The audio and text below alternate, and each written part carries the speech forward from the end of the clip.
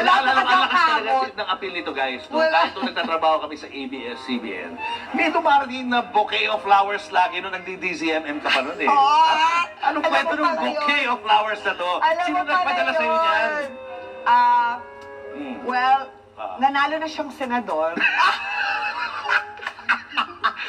Ha? Senador na siya ngayon. Senador na. Teka. Oo. May alam mo kung taga-ABS sa senador. Si E.T. Si E.T. Si Paring Arwin. Okay, in fairness, binata pa siya noon. Oh. Tapos gusto niya mag-umakit ng lupa. Okay.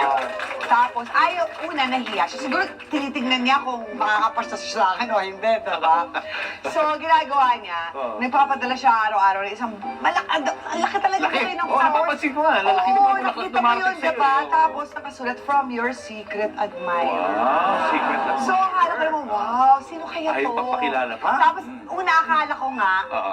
kasi before my show is Ted Filon. So sabi ko, hoy Ted, pinapadala mo ako. Sabi niya, hindi ako yan So, tapos akala ko naman si Daniel Rason. Oo. Tapos sabi ko, ikaw Daniel baka Daniel Rason, ikaw, sabi niya, hindi. Ang type ko yung mga madadasalin, tsaka malapit sa Panginoon.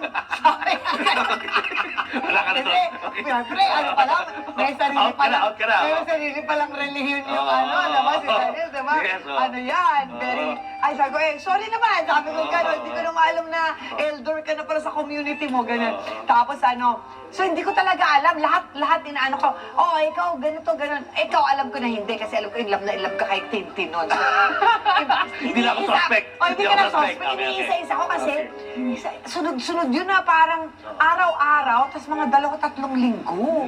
So, ang dami na niyang ginastos sa akin, di ba? Tapos, sabi ko, sino ba to? Tapos sabi ko, boss ba to? Baka boss to ng ng ABS-CBN. Hingi na lang ako ng TV show. Madali ang kausap. Madali ako kausap. Boss ba to? Kailangan ko ba magpakabit para magkaroon ng TV show? Parang gano'n. Pero kasi noong time na yun, boyfriend ko na si Emil.